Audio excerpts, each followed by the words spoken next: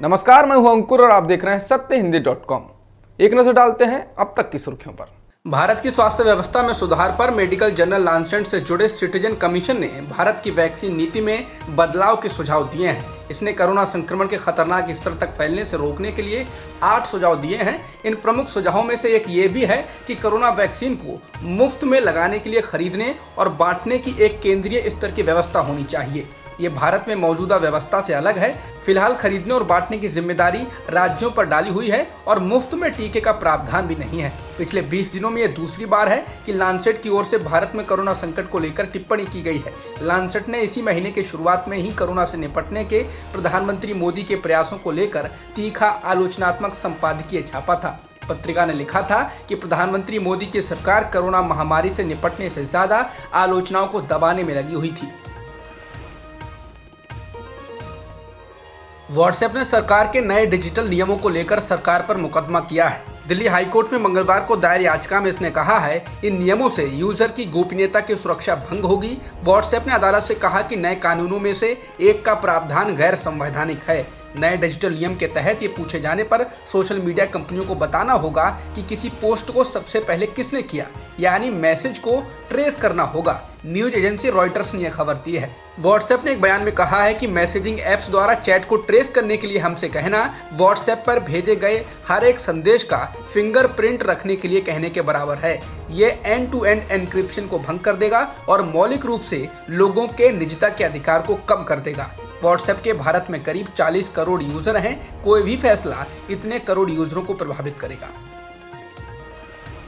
सरकार के नए आईटी नियमों को मानने से इनकार करने वाले व्हाट्सएप को लेकर सरकार ने कहा है ये एक स्पष्ट अवज्ञा है। सरकार ने कहा हम निजता के अधिकार का सम्मान करते हैं। ये असीमित अधिकार नहीं है, इसके साथ जरूरी पाबंदियां होंगी। भारत सरकार ने अपने बयान में कहा कि भारत सरकार अपने सभी नागरिकों को निजता का अधिकार सुनिश्चित करने के लिए प्रतिबद्ध है, लेकिन साथ ही ये सरकार की जिम्मेदारी भी है कि वह कानून व्यवस्था बनाए रखे और राष्ट्रीय सुरक्षा सुनिश्चित करे। भारत द्वारा प्रस्तावित नए नियमों में से कोई भी व्हाट्सएप के सामान्य कामकाज को किसी भी तरह से प्रभावित नहीं करेगा और आम उपयोगकर्ताओं पर कोई प्रभाव नहीं पड़ेगा। एक के बाद एक विवादित बयान देने वाले बाबा रामदेव पर डॉक्टरों की संस्था इंडियन मेडिकल एसोसिएशन यानी IMA ने देशद्रोह का मामला दर्ज कराने की मांग की है। IMA ने आरोप लगाया है कि रामदेव कोरोना वैक्सीन को लेकर लगातार गलत और भ्रामक जानकारी फैला रहे हैं। वो एलोपैथी और उनके डॉक्टरों पर भी विवादित बयान दे रहे हैं, इसलिए उनके खिलाफ सख्त देशद्रोह का केस होना चाहिए। IMA ने इन्हीं मांगों को लेकर प्रधानमंत्री नरेंद्र मोदी को एक चिट्ठी लिखी है। पतंजलि से अपना व्यापार आगे बढ़ाने वाले बाबा रामदेव को डॉक्टरों की संस्था इंडियन मेडिकल एसोसिएशन यानी IMA बख्शने के मूड में नहीं है। अब IMA उत्तराखंड ने बाबा रामदेव को 1000 करोड़ रुपए का मानहानि नोटिस भेजा है। नोटिस में बाबा रामदेव से विवादित बयान पर सफाई देने का वीडियो जारी करने और IMA से 15 दिन के भीतर लिखित माफी मांगने को कहा गया है। ऐसा नहीं करने पर 1000 करोड़ रुपए का मानहानि केस किया जाएगा। IMA उत्तराखंड ने यह भी कहा है कि रामदेव अपनी दवाएं बेचने के लिए लगातार झूठ बोल रहे हैं। लक्षद्वीप में बीजेपी की सहयोग से बनी सरकार आने के बाद से जब से बीजेपी ने गुजरात के एक पूर्व विधायक प्रफुल्ल पटेल को यहां का प्रशासक बनाकर भेजा है, तभी से यह समस्या शुरू हो गई है। उन्होंने आते ही अपना रंग दिखाना शुरू किया, जिसके बाद से लक्षद्वीप में बीफ बैन, नए कानून, पंचायत चुनाव के नियमों में बदलाव के प्रस्ताव लाए गए, जिसका नागरिक विरोध कर रहे हैं। लक्षद्वीप में ज्यादातर लोग मांसाहारी होते हैं, जिसमें मछली मुख्य होती है जो आसानी से उपलब्ध भी होती है। इसके अलावा मटन, मुर्गा आदि भी खाया जाता है। अब लक्षद्वीप पशु संरक्षण कानून बनाया जा रहा है, जिसमें गाय, बैल, भैंस आदि मारने पर प्रतिबंध लगाया जाएगा, जिसके बाद इसका विरोध हो रहा है। लोगों का कहना है कि हमें क्या खाना चाहिए ये हमें सरकार नहीं बता सकती, ये हमारा संवैधानिक अधिकार है। इसके अलावा पंचायत चुनाव में उन लोगों के लड़ने पर भी पाबंदी लगाई जा रही है जिनके 2 से अधिक बच्चे हैं। लोगों की गिरफ्तारी और भूमि अधिग्रहण से जुड़े नए नियम भी बदलाव में शामिल हैं। हालांकि लक्षद्वीप प्रशासक प्रफुल्ल पटेल का कहना है कि वे लोग ही विरोध कर रहे हैं जिनका निहित स्वार्थ है। कांग्रेस नेता राहुल गांधी ने लक्षद्वीप प्रशासक प्रफुल्ल पटेल को लेकर ट्वीट किया है। उन्होंने लिखा है कि लक्षद्वीप समुद्र में भारत का गहना है, सत्ता में बैठे अज्ञानी कट्टर लोग इसे बर्बाद कर रहे हैं। मैं लक्षद्वीप के लोगों के साथ खड़ा हूं। भारत में सरकारी आंकड़े जहां बताते हैं कि देश में अभी तक कुल 2,71,57,000 से अधिक कोरोना संक्रमण के मामले मिले हैं और मृतकों की संख्या भी 3,11,000 से अधिक है। इसके एकदम उलट न्यूयॉर्क टाइम्स ने एक रिपोर्ट छापी है। इसके मुताबिक भारत में कम से कम कोरोना से मरने वालों का आंकड़ा 6 लाख होगा, तो अधिक से अधिक की जो आशंका है वो 42 लाख की है। इसके अलावा कम से कम संक्रमण के मामले भारत में अभी तक 4 करोड़ से ज्यादा हैं और अधिक की जो आशंका लगाई गई है वो 5 करोड़ 39 लाख की है। न्यूयॉर्क टाइम्स की इस रिपोर्ट में भारत में कोरोना संक्रमितों और मौतों के वास्तविक आंकड़ों का अनुमान लगाने के लिए भारत में कराए गए 3 देशव्यापी एंटीबॉडी टेस्ट के नतीजों का इस्तेमाल किया गया, यानी कि सीरो सर्वे का।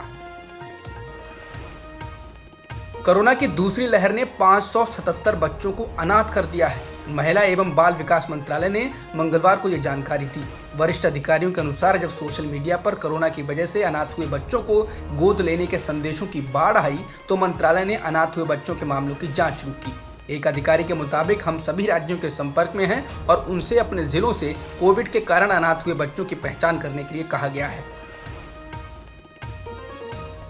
दिल्ली के मुख्यमंत्री ने कहा है कि भारत सरकार ने वैक्सीन को लेकर 6 महीने की देरी कर दी। जब दुनिया के बड़े बड़े देश अपने लोगों को वैक्सीन लगा रहे थे, तब हम अपनी वैक्सीन विदेश को भेज रहे थे, लेकिन हमने उस वक्त अपने लोगों को वैक्सीन नहीं लगाई। अगर उस वक्त देश को वैक्सीन लगा देते तो दूसरी लहर से लोगों को बचाया जा सकता था, केजरीवाल ने कहा। लेकिन जो हुआ सो हुआ, लेकिन हम अब भी ठीक से काम नहीं कर रहे हैं। केंद्र ने राज्यों से कह दिया है कि अपना अपना देख लो। केजरीवाल ने आगे कहा कि इस समय हमारा देश कोरोना महामारी के खिलाफ युद्ध कर रहा है। ऐसे युद्ध के समय में ये नहीं कह सकते कि सब राज्य अपना अपना देख लें। कल अगर पाकिस्तान भारत पर युद्ध करता है तो ये थोड़ी कहेंगे कि सारे राज्य अपना अपना देख लें। उत्तर प्रदेश वाले अपना टैंक खरीद लें और दिल्ली वाले अपने हथियार खरीद लें। कृषि कानूनों के खिलाफ हुंकार भरने वाले किसानों के आंदोलन को 26 मई यानी आज 6 महीने का वक्त पूरा हो गया। इस दौरान किसानों ने आज के दिन को काला दिन के रूप में मनाया। किसानों ने दिल्ली हरियाणा के बॉर्डर सहित पंजाब हरियाणा में कई जगहों पर काले झंडे लगाए। किसानों के आंदोलन को समर्थन दे रहे लोगों ने भी अपने घरों, दुकानों, वाहनों पर काले झंडे लगाकर केंद्र सरकार के खिलाफ अपनी सख्त नाराजगी जाहिर की। इसके अलावा पश्चिमी उत्तर प्रदेश में भी कई जगहों पर किसान विरोध किया गया। किसान नेताओं ने मोदी सरकार का पुतला भी जलाया। महामारी के संकट के बीच खाद्य तेल की कीमतों ने पिछले 1 दशक के रिकॉर्ड को पीछे छोड़ दिया है। आधिकारिक आंकड़ों के मुताबिक पैक्ड खाद्य तेल जैसे मूंगफली, सरसों, वनस्पति, सोया, सूरजमुखी और पाम ऑयल की मासिक औसत खुदरा कीमतें इस महीने 1 दशक में अपने उच्चतम स्तर पर पहुंच गई हैं। मंगलवार को मिले आंकड़ों के अनुसार सरसों के पैक्ड तेल का मासिक औसत खुदरा मूल्य इस साल मई में अब तक के 164 रुपये 44 पैसे प्रति किलोग्राम पर पहुंचा है, जो पिछले साल मई की तुलना में 39% अधिक है। पिछले साल मई में ये कीमत 118 रुपये से कुछ अधिक थी, जबकि इसी साल अप्रैल में इस तेल की कीमत 155 रुपये 39 पैसे प्रति किलो थी। बता दें, मई 2010 में ये तेल सबसे सस्ता था, जब ये आंकड़ा 63 रुपये प्रति किलोग्राम था। इसके अलावा भारतीय घरों में व्यापक रूप से इस्तेमाल होने वाले पाम ऑयल की कीमत इस माह पिछले 11 वर्षों में सबसे अधिक हो गई है। मई में इस तेल का मासिक औसत खुदरा मूल्य 131 रुपये 69 पैसे हो गया है। इन कीमतों को देखते हुए ही सोमवार को खाद्य और सार्वजनिक वितरण विभाग ने सभी स्टेक होल्डर्स के साथ बैठक की और राज्यों और व्यवसायों से खाद्य तेलों की कीमतों को कम करने के लिए हर संभव कदम उठाए। अपनी महिला सहयोगी की ओर से लगाए गए बलात्कार के आरोपों से हाल ही में बरी हुए तहलका के प्रधान संपादक तरुण तेजपाल के मामले में गोवा की सेशंस कोर्ट ने कुछ अहम टिप्पणियां की हैं। अदालत का ये फैसला मंगलवार को लोगों के सामने आया। अदालत ने अपने फैसले में कहा है कि शिकायतकर्ता ने वैसा व्यवहार नहीं किया जिससे ये लगे कि उसका यौन उत्पीड़न हुआ। इस बात के कोई मेडिकल सबूत भी नहीं है और इस बात से उसके सच कहने पर संदेह होता है। अदालत ने कहा कि महिला के द्वारा अभियुक्त यानी तेजपाल को भेजे गए मैसेज से साफ होता है कि ना तो उसे नुकसान पहुंचाया गया और ना ही डराया गया, और ये अभियोजन के मुकदमे को पूरी तरह से झूठा साबित करता है।